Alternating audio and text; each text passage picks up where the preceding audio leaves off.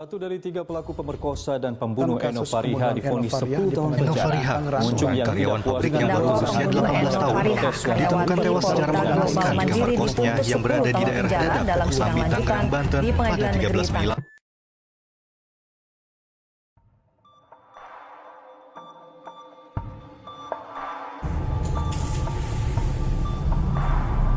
Halo, selamat datang di channel kita berdua. Di sini aku Toru dan aku ditemanin sama rekanku Lukman. Selamat datang di TLB Toru Lukman Berbisik.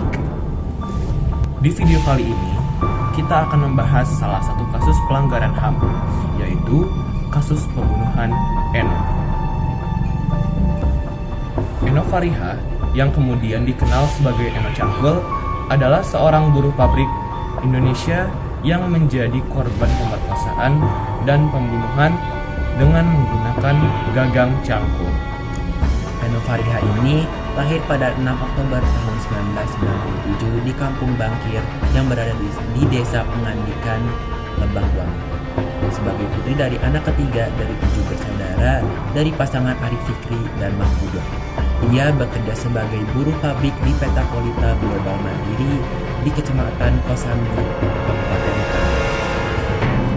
Pada hari Kamis tanggal 12 Mei pada tahun 2016 sekitar pukul setengah 12 malam, tersangka yang berinisial RAL janjian dengan korban untuk bertemu di kamar mesnya di Jatimulya, Dadap, Kosambi, Tangerang.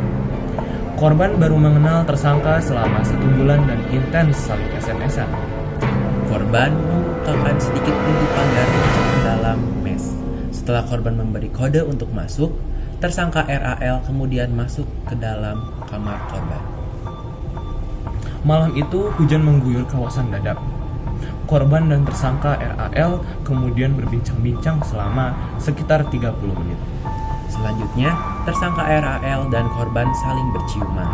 Saat itu, tersangka ingin menyetubuhi korban, namun ajakan tersebut ditolak oleh korban karena korban takut menjadi hamil. Karena kesal, ajakan bersetubuh ditolak oleh korban. Kemudian tersangka keluar dari kamar korban. Saat tersangka berada di luar kamar korban, tersangka bertemu dengan tersangka Alif. Arif kemudian bertanya kepada RAL terkait keberadaan tersangka di depan mes korban dengan ucapan, "Ngapain lu di sini?" Lalu dijawab RAL, "Lagi sama Indah," atau nama lain korban yang dikenal oleh tersangka RAL. Arif terus memberondong RAL dengan sejumlah pertanyaan, "Indah siapa?" Di tengah perbincangan itu, datang tersangka Imam yang juga menginterogasi RAL. Pada Jumat 13 Mei pukul 00.15 WIB, Arif dan Imam kemudian mengajak RAL masuk ke dalam mes korban untuk memastikan siapa Indah yang dimaksud RAL. Sebab Arif dan Imam tidak kenal dengan orang di mes yang bernama Indah. Selanjutnya, tersangka RAL mengikuti tersangka Arif dan Imam dari belakang menuju ke kamar korban.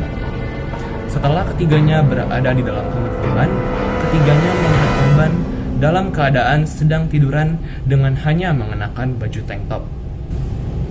Selanjutnya, tersangka Imam langsung membekap wajah korban dengan menggunakan bantal dan menyuruh tersangka RAL mencari pisau di dapur. Karena di dapur tidak ada pisau, selanjutnya tersangka RAL keluar kamar dengan maksud mencari benda lain selain pisau. Di saat RAL mencari pisau, tersangka Arif memperkosa korban. Sementara tersangka Imam terus membekap wajah korban dan memegangi tangan korban. Setelah tersangka Arif selesai memperkosa korban, tersangka RAL kembali dengan membawa cangkul. Tersangka RAL sempat memberikan cangkul kepada Arif. Namun, Arif menyuruh RAL untuk memukulnya ke korban. Selanjutnya, RAL disuruh oleh tersangka Imam untuk memukulkan cangkul ke wajah korban. Korban kemudian dipukul di bagian wajah dan leher, sehingga mengalami luka terbuka. Percikan darah korban mengenai wajah korban. Setelah memukul korban, tersangka RAL sempat keluar karena geli dengan kondisi korban. Tak lama kemudian, tersangka RAL kembali masuk untuk memastikan korban sudah meninggal atau belum. Namun, saat tersangka masuk, tersangka RAL melihat kepala korban sudah digulung menggunakan kain dan korban masih bisa bernafas. Selanjutnya, kedua tangan korban dinaikkan ke atas kepala oleh imam, sedang RAL menggigit dada korban.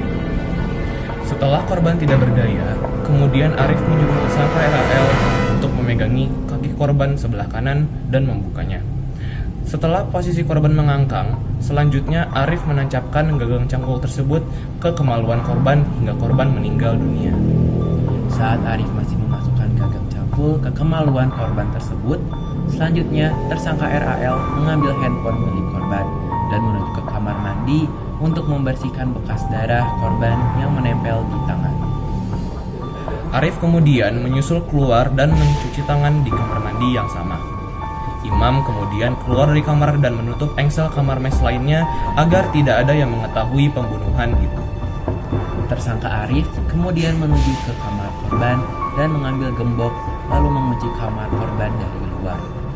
Kunci gembok kamar korban kemudian dimasukkan ke dalam kamar korban lewat ventilasi.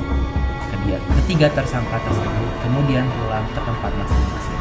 Hingga akhirnya jenazah korban ditemukan rekan kerjanya. Polisi melakukan penyelidikan dan melakukan penangkapan para tersangka pada Sabtu tanggal 14 Mei. Dalam sidang yang diadakan di Pengadilan Negeri Tangerang pada 16 Juni 2016, tersangka RAL dengan hukuman maksimal untuk anak di bawah umur yaitu 10 tahun penjara.